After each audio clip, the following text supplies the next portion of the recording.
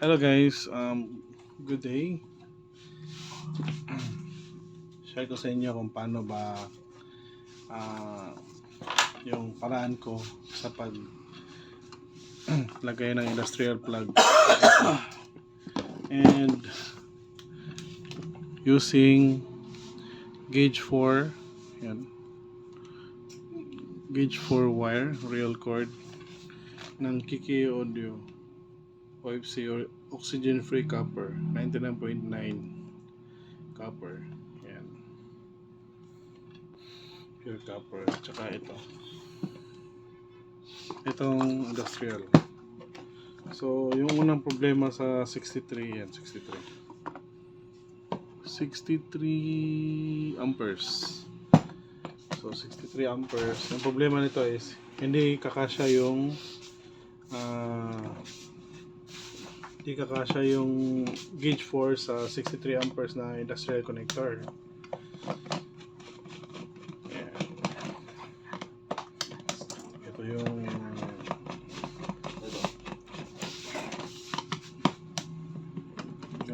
gamit ko.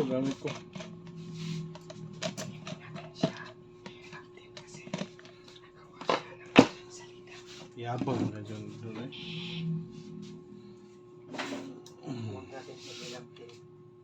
Yan. Wala ko sa mas.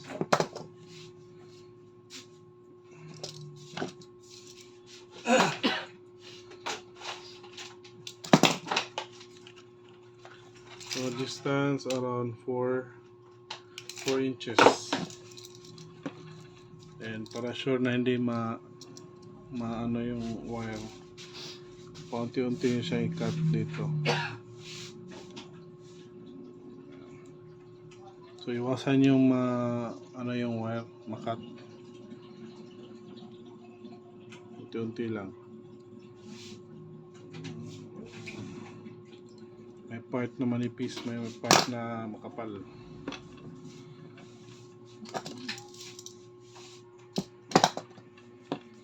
Yan.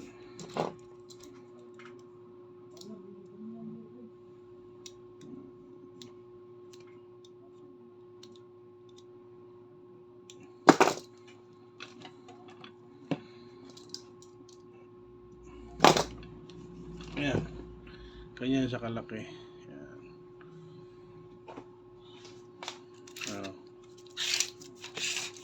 No, klaseng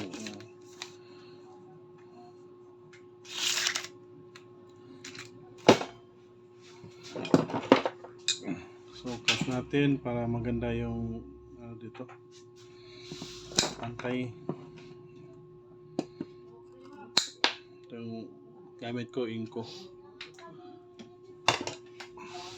wire cutter. So distance natin is kung ano yung distance dito, ganun din. Pero depende sa depth ng sa lalim ng connector dito sa sa connector. So ito yung na-try ko na good. So anyway, pag sobra pwede namang kunan. Pwede natin na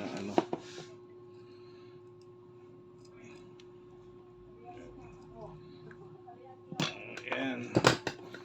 And then ito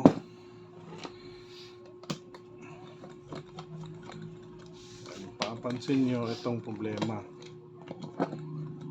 Ayan. Yan lang yung mali yung butas tsaka malaking wire. So paano mo yan ilalagay na hindi distorted, ayaw pumasok ko. So ito yung ginagawa ko. First, kuha ka ng strand ng wire, yung mga 1 foot. I hope nakita yung wire, so 1 strand ng wire around 1 foot. Ayan.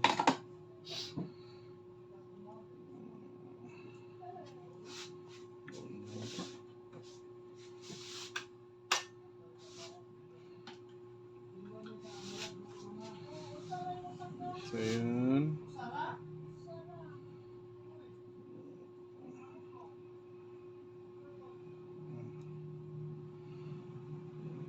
Tapos,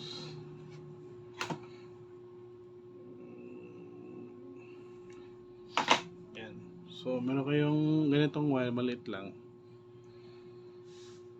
Kailangan mo i-compress to. So, using this thin wire. So, mga 2 inches, 2.5 inches, sobra. Ikot mo lang dito sa wire. Kita ba? Ayan, ito yung paraan ko para mag-compress, temporary compress. Ayan. Tapos, tali mo. Ayan, tali mo. Then, solder. Ayan. Okay. Solder na, and then ito, lahat na ito, kailangan mo ng thin layer na solder sa top only. Di na kailangan pumasok pa dito. Thin lang sa top only. Kasi pag ferrule yung gagamitin natin, lalo hindi na papasok dito pag mayroon pang metal ferrule. So ito na lang yung ginagawa ko. So thin layer lang. Make sure na papasok siya yan. Yan lang oh. Yan. Butante hindi siya bumigay yung tali. Edward, Yawa ako eh. Edward Guapo, Dah, guwapo eh. Go ahead, go ahead. kahapon kang Alvin Salonga ba nga pila ilibor mo ang taon gani? Wala, kuha natin. Yan. Thin layer only.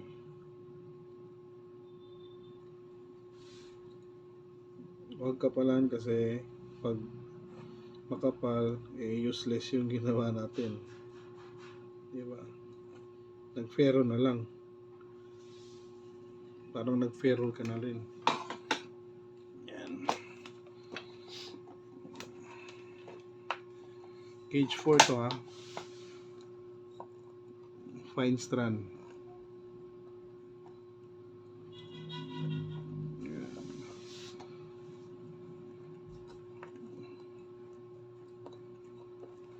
All exposed copper. Lagyan ng thin coating ng lead, solder lead.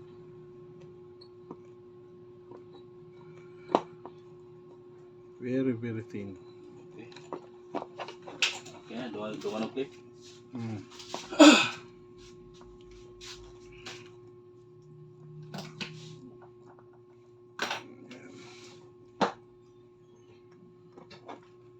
Yan.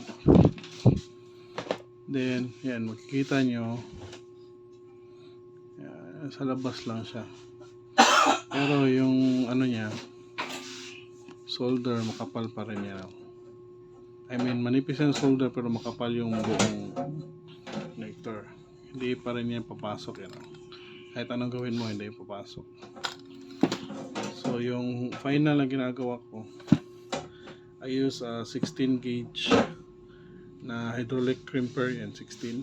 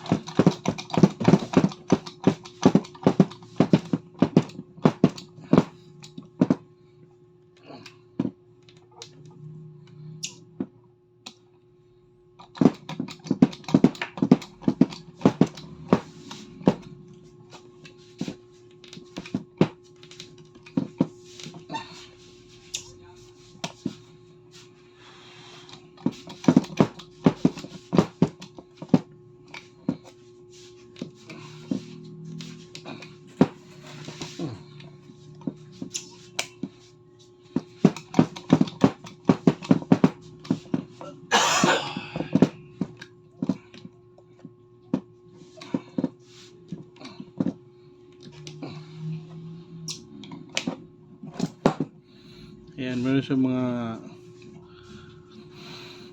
mga tenga dahil sa pag-crimp. Ayan, super solid na yan. So, trim mo lang. And then yung cutter. Ayan, yung trim, konting trim.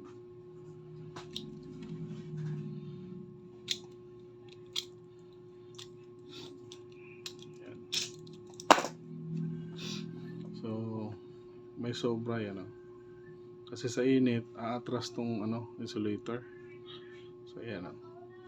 Kunin natin yung cutter tsaka trim ng ganito. Ayan, test na natin. Yan, pasok. Very easy. Yan o. Diba? Yun lang. Para ka na rin nag-ferrule. Yan o. Okay? Bye.